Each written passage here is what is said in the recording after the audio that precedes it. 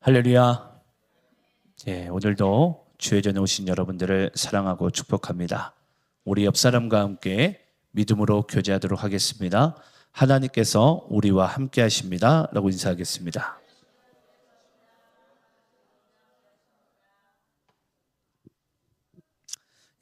하나님께서 언제나 우리와 함께하고 계신 줄을 믿으시기를 축원합니다. 오늘 우리는 이제 지난주에 아브라함에 대해서 함께 나눴는데요.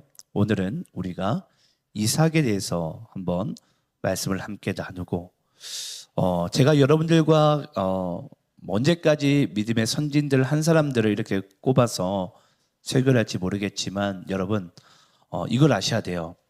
그 한 사람의 인생 가운데 우리들의 인생이 있고요. 그 한 사람의 연약함 가운데 우리들의 연약함이 함께 묻어납니다. 그걸 통해서 우리가 왜 하나님과 코이노니아를 해야 되는지를 전 여러분들이 말씀을 받으시면서 그것이 발견되어지고 붙드는 그런 시간 되기를 간절히 소망합니다. 오늘 우리가 시간 관계상 이삭에 대해서 이삭이 오늘 본문 26장에 대해서 처음부터 말씀을 나누지 않았지만요. 우리는 성경을 통해서 한 가지 알 수 있는 사실이 있습니다. 그게 뭐냐면요. 이삭의 연약함 속에 아브라함의 연약함이 보이고요. 또 이삭의 죄성 가운데 아브라함의 죄성이 이게 뭐라고 될까요? 꼭 무슨 판박이 아시죠? 네. 판박이처럼 이상하게 그렇게 동일하게 등장을 하게 돼요. 혹 이렇게 생각이 들 수 있습니다. 하나님께서 성경의 말씀을 기록하실 때에 아브라함의 한 인생 가운데 드러난 그 연약함을 구태여 성경이라는 이 책이 여러분 우리가 보기엔 두꺼울 수 있겠지만 하나님의 그 모든 것을 다 담기에는 작아도 너무 작잖아요. 근데 왜 아브라함에 등장한 인간의 연약함의 그 부분을 구태여 왜 이삭의 그 일생 가운데도 하나님께서 동일하게 나타난 부분을 왜 기록하셨을까? 궁금하지 않으십니까? 저는 이제 성경을 이제 준비하고 연구를 하면서 그게 궁금한 거예요. 굳이 왜 그랬을까? 여러분 우리 한번 따라서 해볼까요? 이것이 인간입니다. 제가 이 이삭에 대한 말씀을 쭉 읽어 나가면서 한 가지 발견된 게 그거예요. 아, 이삭도 아브라함과 똑같은 죄를 짓고 있구나. 그 똑같은 죄를 짓는 그 모습을 통해서 한 가지 발견되는 게 이게 인간이구나. 여러분 우리가 왜 하나님을 붙들어야 되는 줄 아십니까? 우리가 인간이기 때문이에요. 쉽게 이야기하자면 우리가 하나님이 아니기 때문이에요. 우리는 완전할 수도 없고요. 온전할 수도 없고 아니 하나님께서 우리 보시기에 저는 그렇게 생각해요. 여러분 인간의 온전함이 어디에 있다고 생각하십니까?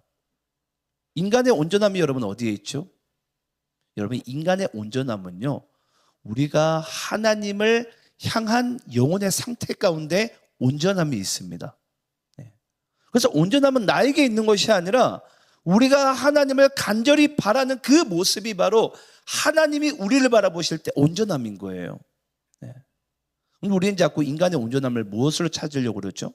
어떤 율법의 완성이나 조건이나 말씀에 순종하는 그 어떠한 모습을 통해서 우리는 자꾸 하나님 앞에 온전하려고 노력을 하는데요.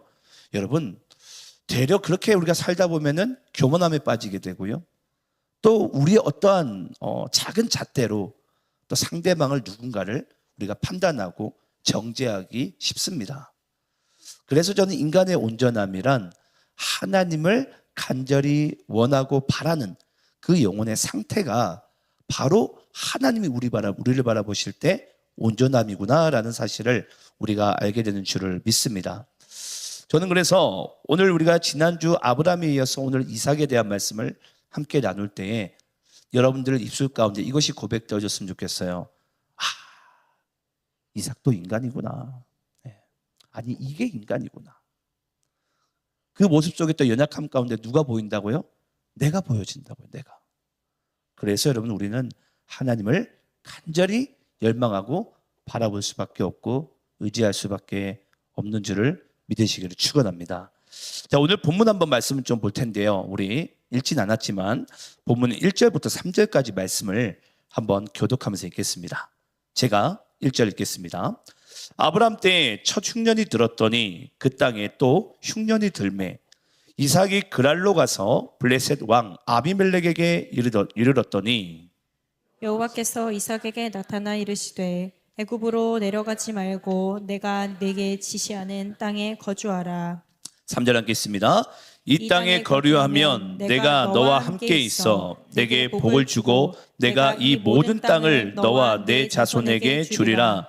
내가 내 아버지 아브라함에게 맹세한 것을 이루어. 자, 여러분 오늘 본문 1절에 보시게 되면요 이렇게 말씀이 나와요. 아브라함 때 첫 흉년이 들었더니 그 땅에 또 흉년이 들매 이삭이 그랄로 가서. 여러분 우리가 이것을 통해서 알 수 있는 사실이 있습니다. 여러분 아브라함도 하나님이 가라고 한 땅에 가게 되고요, 이삭도 하나님의 말씀을 쫓아 가게 됩니다. 여러분 하나님의 말씀을 쫓아가는 순종하는 인생 가운데 흉년이 들까요 안 들까요? 든다는 사실이에요.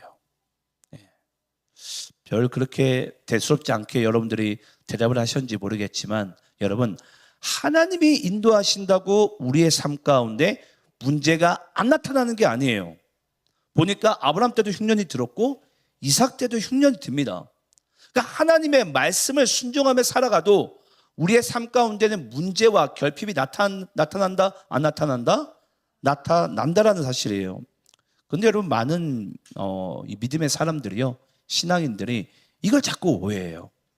그래서 어떤 문제가 나타나게 되면요, 아 이것이 주님의 뜻이 아닌가 보다. 예.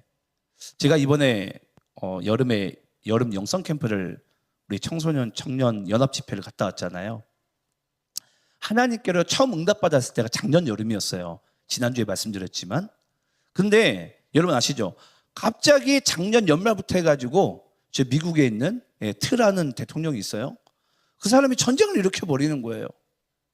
그래서 갑자기 유료화 축료가, 저는 원래 뭐라고 할까요? 이 항공료를 이만큼을 책정을 해놨는데 전쟁 때문에 이만큼이 올라가 버렸어요. 솔직히 제가 진행하면서 그랬어요. 이거 그냥 취소해버릴까? 하지 말까? 또 회비를 올리자니 참여를 안 할 것 같고 이거 어떻게 해야 될까? 진행을 했습니다. 영성캠프 첫날이었어요. 제주도 도착했는데요, 도착하자마자 저한테 문자가 하나 날라왔었어요. 제주 누리교회 담임 목사님한테 문자가 왔는데 그게 뭐였냐면 이 목사 본당에 드럼이 없고 세컨 건반이 없어. 누가 가져왔다라는 거예요.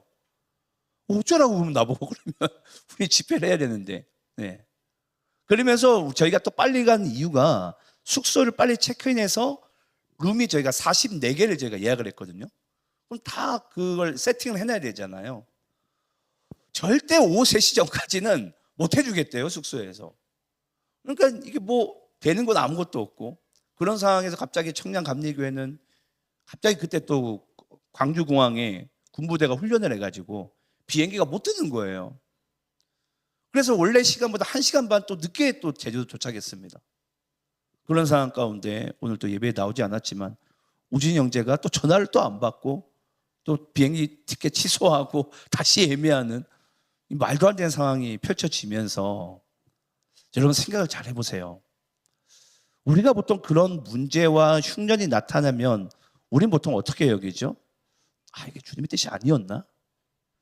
저도 그렇게 살짝 속을 뻔했어요. 이게 주님의 뜻이 아니었을까? 네. 근데 여러분 그 3박 4일 동안에 하나님께서 한 영혼 한 영혼을 다루어 나가시는 그 모습을 봤는데 정말로 놀라운 거예요. 어제도 제가 저기 청량감리교회 목사님들과 서부중학교의 전사님들과 통화를 했었는데 그들이 지금도 들떠가지고 목사님들에게 전사님들에게 자기가 만난 하나님을 계속 간증하더라는 거예요. 예배가 달라졌대요 일단. 예.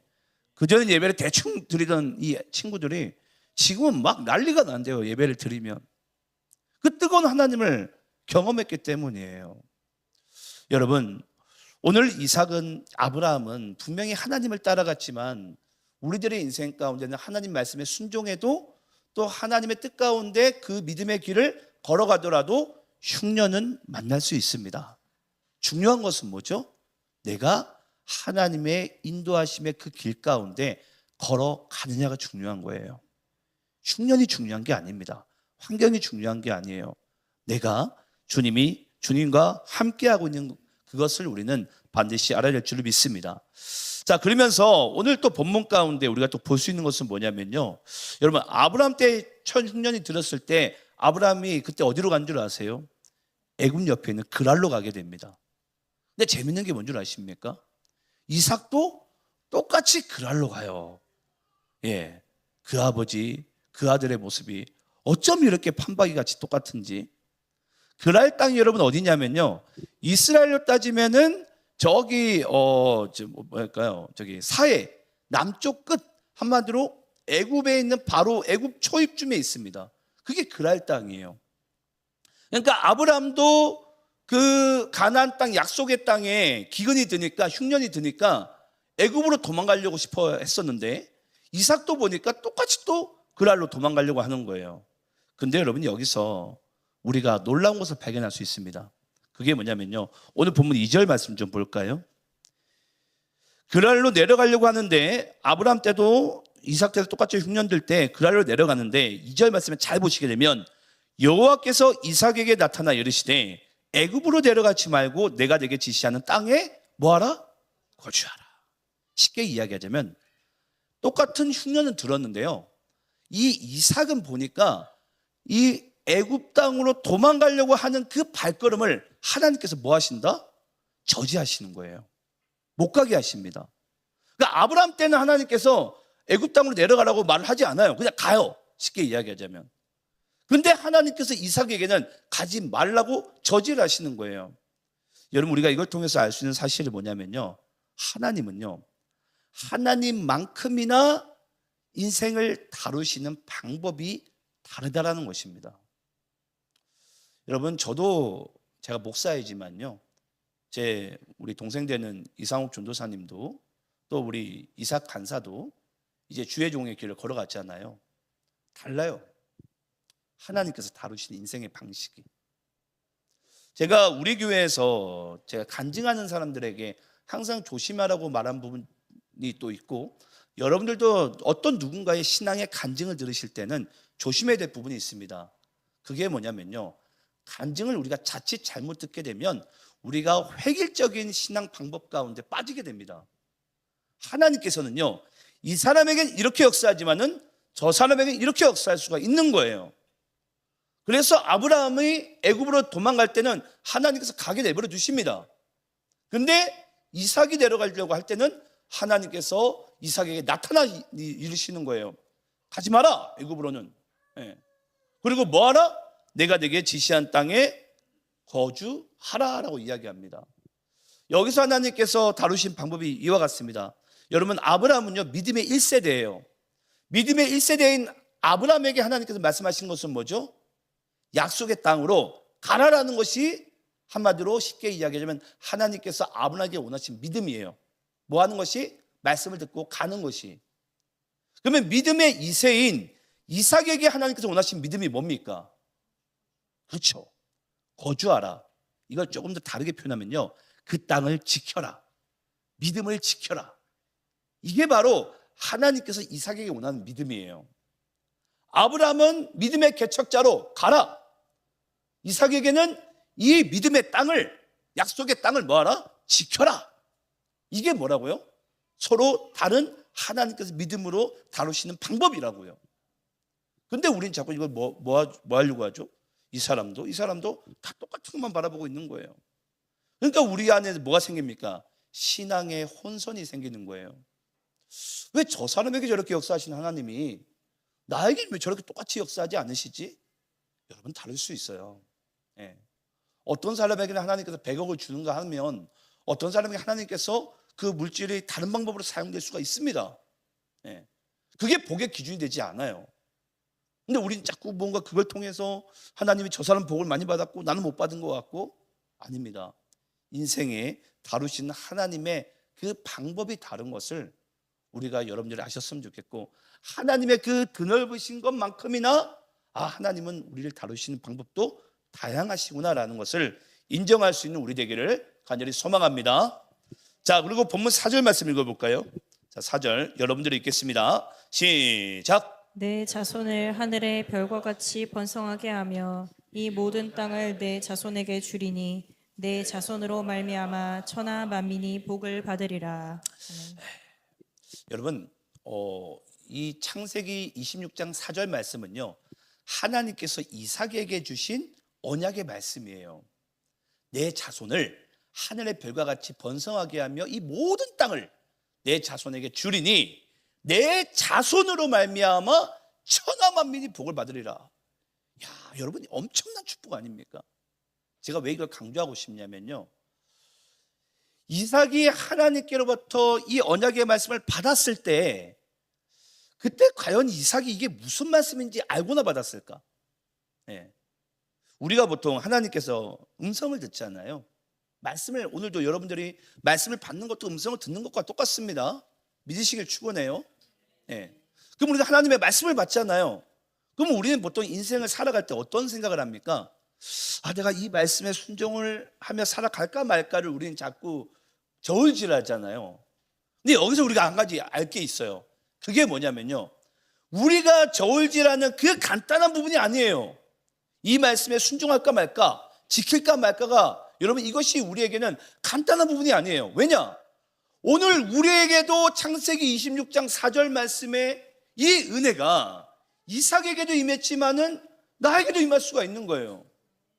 여러분, 여러분들을 통해서, 여러분들의 후손을 통해서 천하 만민이 복을 받을 수 있는 이 축복이 지금 하나님께서 나에게 지금 내려졌어요. 이게 우리가 단순히 내가 순종할까 말까, 이게 우리 기분 탓으로 이게 될 것입니까? 아닙니다, 여러분. 반드시 뭐 해야 돼요? 붙들어야 돼요. 붙들어야 돼요. 하나님, 나를 통해서, 내 후손을 통해서 천하 만민이 복을 받게 해 주시옵소서. 예. 근데 우리는 자꾸 어떤 인생의 작은 선택의 기록 가운데 할까 말까, 그런, 여러분, 아주 얕은 그런 언약의 말씀을 하나님께서 우리에게 주신 것이 아니라 우리가 상상할 수도 없는 그 엄청난 하나님의 그 언약의 말씀을 지금도 우리에게 주고 있다는 사실을 믿으시길 축원합니다. 예. 그래서 여러분, 이 말씀을 붙드는 사람이요, 그 사람의 인생 가운데도, 그 후손의 인생 가운데도 하나님의 놀라운 역사가 나타나게 되는 줄을 믿습니다. 자, 그리고 5절부터 7절까지 말씀을 읽어보겠습니다. 이는 아브라함이 내 말을 순종하고 내 명령과 내 계명과 내 율례와 내 법도를 지켰음이라 하시니라. 이삭이 그랄에 거주하였더니 자, 7절 읽습니다. 시작. 그곳 사람들이 그의 아내에 대하여 물으매 그가 말하되 이를 이는 내 누이라 하였으니 리브가는 보기에 아름다움으로 그곳 백성이 리브가로 말미암아 자기를 죽일까 하여 그는 내 아내라 하기를 두려워함이었더라. 여러분, 5절부터 7절까지 읽으면서 어떤 기분이 드세요? 5절 말씀은요, 하나님께서 이삭에게 이렇게 이야기하는 거예요. 네 아버지가 왜 복을 받았는지에 대해서, 복 받는 비결에 대해서 하나님께서 지금 이삭에게 이야기해주고 있는 거예요. 아브라함이 내 말에 순종했고 내 명령과 계명과 율례와 법도를 지켜서 네 아버지가 복을 받았어. 그러면은 복 받는 비결은 이와 같아라고 이야기하면서 6절 7절에 뭐가 등장하죠? 이삭이 아브라함이 했던 똑같은 실수와 거짓말의 죄성이 드러나는 거예요. 여러분, 하나님께서 왜 이 말씀을 이렇게 기록을 했을까요? 이삭이 뻔히 아브라함과 똑같은 죄를 지을 줄 알면서, 아니, 아브라함도 이삭과 똑같은 죄를 지었으면서 왜 5절에서는 하나님께서 아브라함은 언약의 말씀을 다 지킨 것처럼 얘기하고 복을 받았다고 이야기를 하고, 왜 이삭의 그 연약함 가운데 아브라함의 연약함을, 죄성을 그대로 고발하고 있을까요? 다른 게 아니에요, 여러분. 이 아브라함이 하나님의 언약의 말씀을 지킨 것이 아니라 아브라함의 인생 가운데 하나님이 개입하셔서 하나님의 말씀을 순종하고 지키게 하셨다는 사실을 누구에게도 이야기하고 싶은 거죠? 이삭에게도 이야기하고 싶은 거예요. 너도 인간이기 때문에 내 아버지 아브라함과 똑같은 연약함과 죄성 가운데 빠져 살겠지만 5절 말씀을 잘 봐라, 이삭아. 너도 내 말씀이 너의 믿음을 지켜줄 것이다 라는 것을 하나님께서 말씀하고 있는 거예요. 예. 근데 여러분, 우리가 신앙생활 하다 보면 이걸 붙들어야 되는데 자꾸 우리 뭐에 빠지죠? 내 연약함에 빠지는 거예요. 여러분, 우리가 붙들어야 될 것은요, 내가 봐야 될 것은 하나님의 말씀과 하나님을 봐야 돼요. 나도 똑같이 아브라함과 이삭과 똑같이 넘어지는 그 모습을 보는 게 아니라 우리는 하나님을 봐야 돼요. 하나님을. 아브라함이 이와 같이 복을 받았다 라는 것을, 말씀을 지켰다, 지키지도 않았는데 지켰다라는 것을 하나님께서 인정해 주시듯, 우리가 주님을 의지하고 끝까지 주님을 떠나지 않으면 하나님께서 우리 또한 그렇게 이루어 나가실 줄을 믿습니다. 근데 여러분, 7절에 보시게 되면요, 그곳의 사람들이 그의 아내에 대하여 물음에 그가 말하기를 그는 내 누이라 하였으니 리브가는 보기에 아리따움으로 그곳 백성이 리브가로 말미암아 자기를 죽일까 하여 그는 내 아내라 하기를 두려워함이었더라. 여러분, 여기에 이삭이 거짓말을 하게 된 아주 중요한 단서가 등장하죠. 이삭이 왜 거짓말을 했죠? 바로 두려움입니다. 여러분, 왜 여러분들이 인생을 살아가게 될 때 거짓말을 한 줄 아십니까?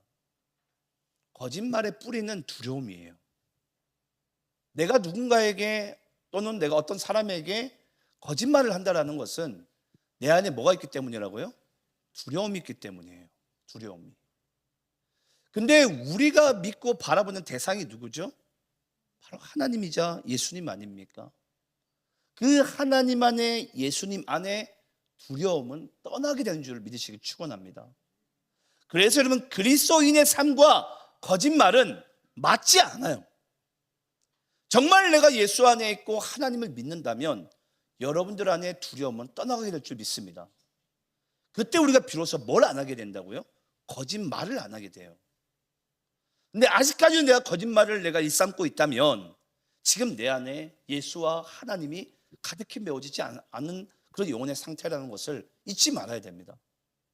그래서 여러분, 예수로 충만하시고 하나님으로 여러분들 안을 충만하게 가득히 채우시기 바라요. 그래야지 우리가 이 거짓말로부터 자유로울 수가 있어요. 두려움으로부터 자유할 수가 있어요. 그래서 그리스도인의 삶과 거짓말과 두려움은 맞지 않다. 그래서 우리 안에 예수로 채우는 것이 하나님 아버지의 뜻인 줄을 믿습니다.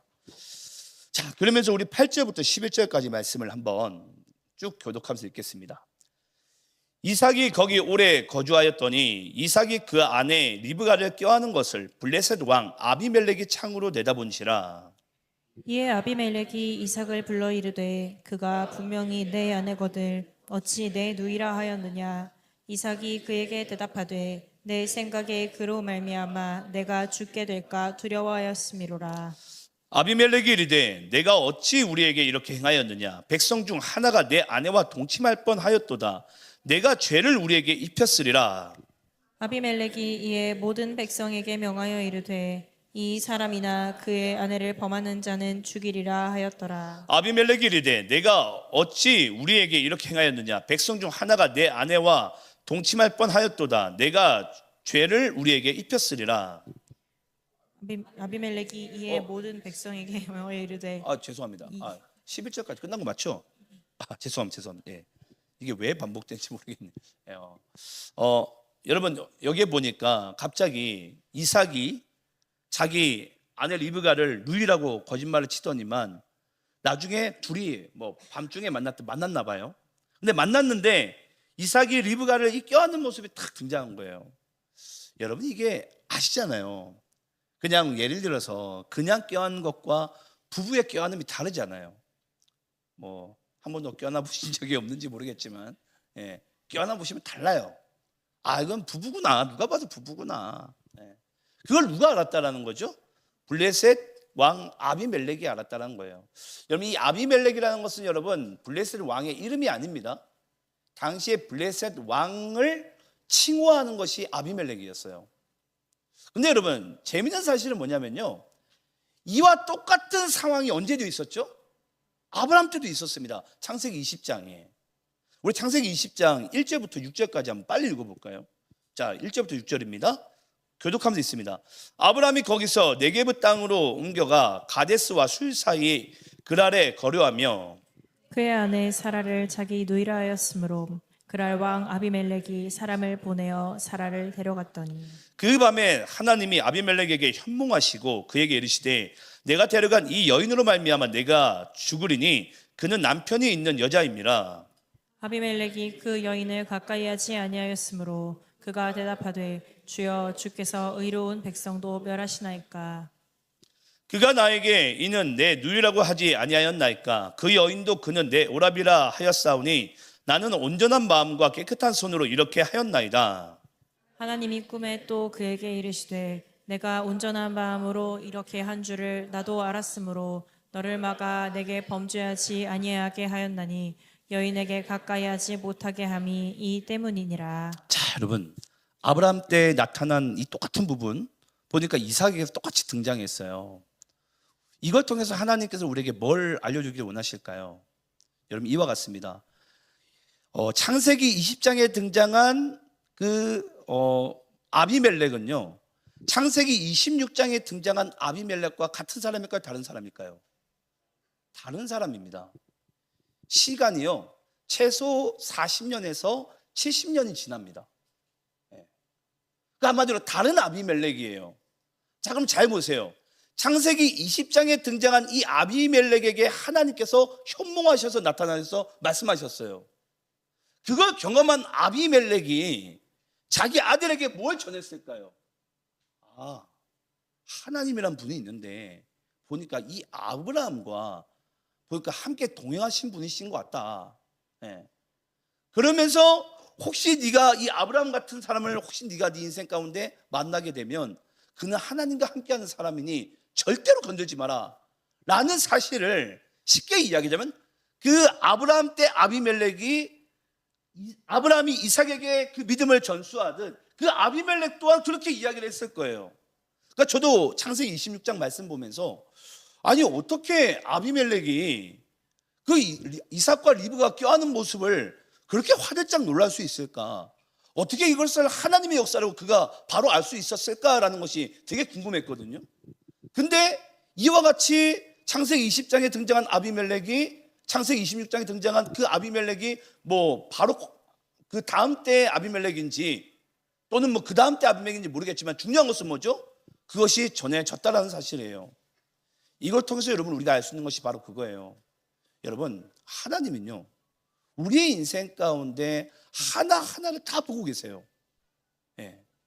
우리가 보기엔 이렇게 역사하는 것 같고 이 부분에서는 하나님께서 이렇게 역사하는 것 같지만 하나님께서는 그 모든 역사 가운데 보니까 다 연속성이라는 게 있습니다. 예. 그래서 여러분 우리가 부모가 믿음으로 살아가는 것이 단순히 우리가 나에게만 그것이 끝나는 게 아니에요. 내 자녀에게도 연결되어져 있고요. 또 그 다음 자녀에게도 그 믿음의 물줄기는 반드시 연결되어서 이어져 가게 되어져 있습니다. 근데 우리는 자꾸 나의 신앙만 봐요. 지금도 여러분 다음 세대의 신앙의 상태를 한번 보세요. 정말 나의 역사하신 그 하나님께서 이들에게도 역사하고 있습니까? 그걸 우리가 봐야 되거든요. 오늘날 많은 기성세대들이요, 예를 들어서 우리 교회도 그렇게 생각하는 분이 혹 있는지 몰라요. 아니 목사님은 왜 여름에 청소년 그 집회에서만 그렇게 쏟을까? 이 기성세대는 어떡하라고? 여러분 정작 죽어가는 사람들은 그들이에요. 이걸 전해주는 사람이 없었다라면은 그냥 그들은 죽을 수밖에 없는 존재들이에요.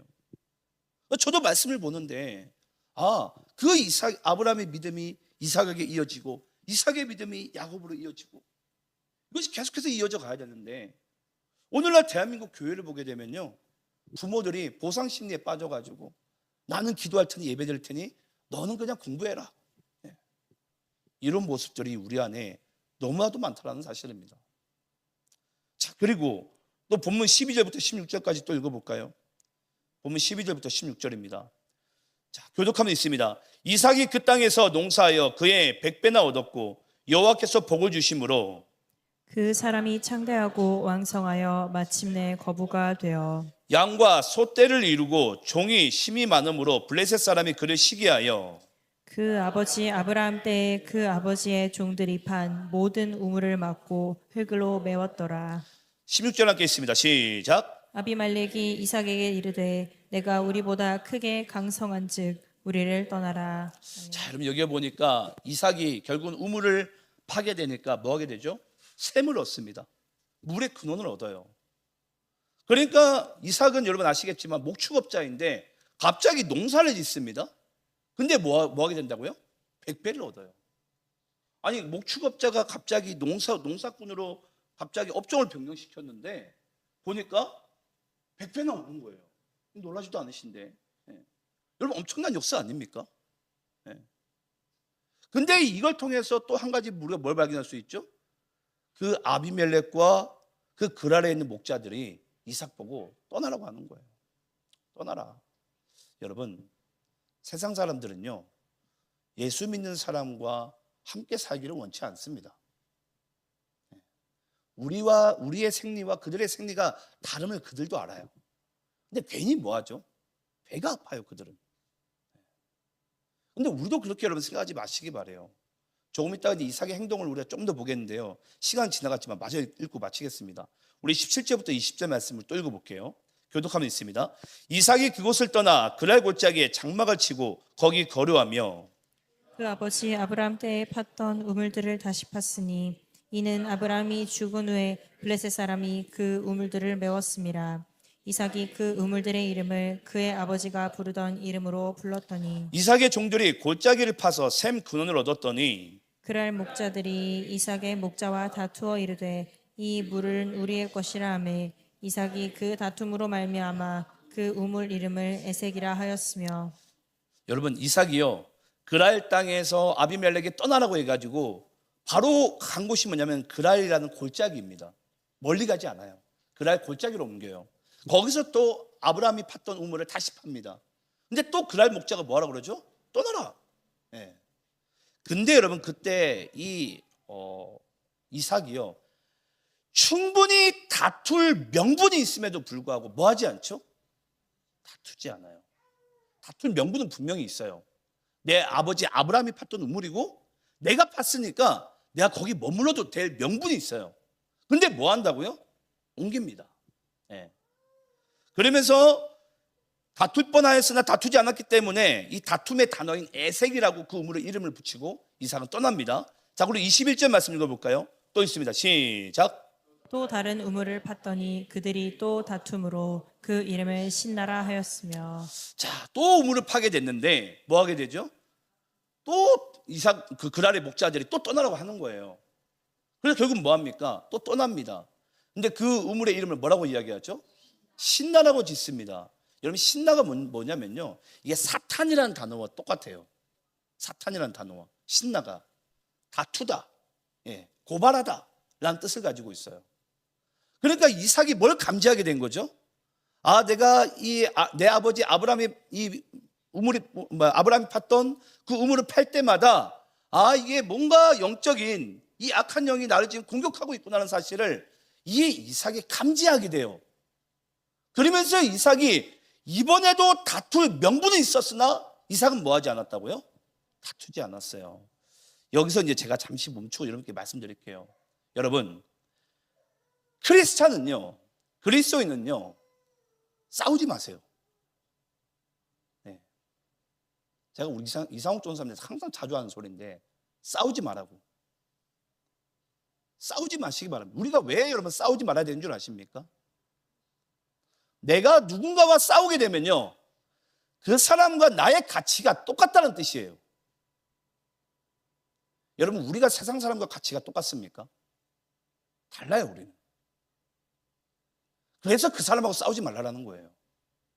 내가 그 사람과 싸움을 하는 순간 그 사람이 가치를 여기는 것과 내가 가치를 여기는 것이 동일하다는 뜻을 가지고 있는 거예요. 그래서 뭐 하지 말라는 거예요? 싸우지 말라는 거예요. 제발 좀 싸우지 마라. 그럼 너희들의 인생의 목적과 의미가 거기에 부합되지 않느냐? 내가 나이 어린 사람과 싸우게 되잖아요.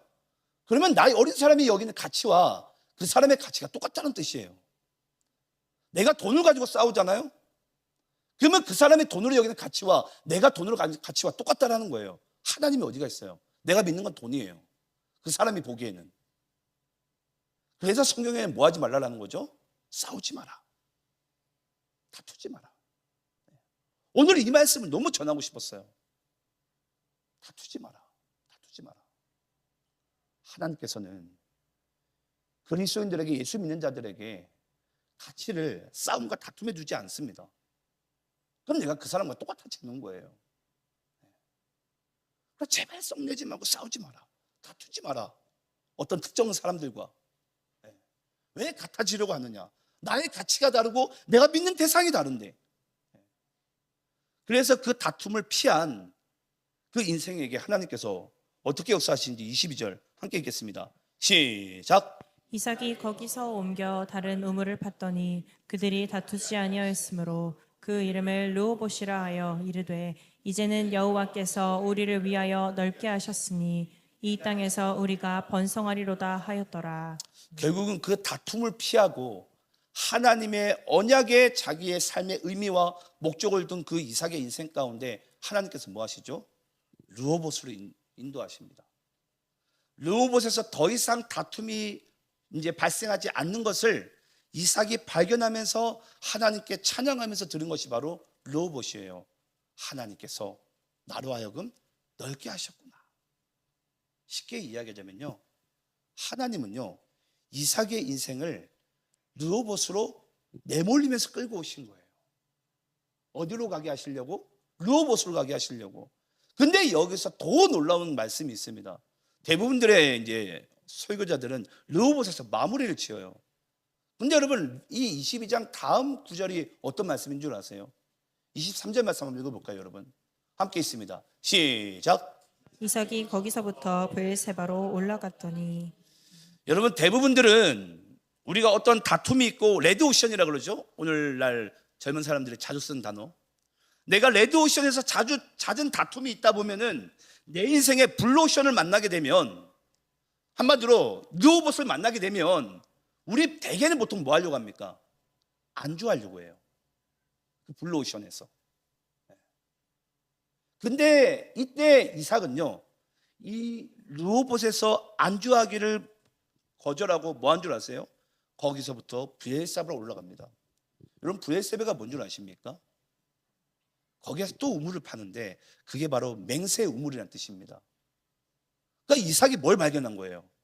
하나님의 언약의 말씀을, 비로소 아브라함 때 받은 그 언약의 말씀을 이제 이삭이 발견하기 시작합니다. 아, 하나님은 내 아버지에게도 언약의 말씀으로 이끄셨던 그 믿음의 인생을 나에게도 지금 이끌고 계시는구나. 그래서 오늘의 말씀은 여러분, 어떤 우리의 번영과 번성의 축복의 말씀으로 이 말씀이 끝나면 안 됩니다. 이삭이 발견한 건 뭐라고요? 이삭의 인생은 거부가 됐다는 것이 여러분, 이삭의 인생의 마지막이 아니라 그의 인생은 하나님께서 브엘세바, 언약의 말씀으로 이끌고 계시다는 그 사실을 이삭이 발견한 것으로 마무리가 돼야 돼요. 그래서 오늘의 말씀, 여러분, 르호봇이 중요한 게 아니고 브엘세바가 중요한 중점이 돼야 됩니다.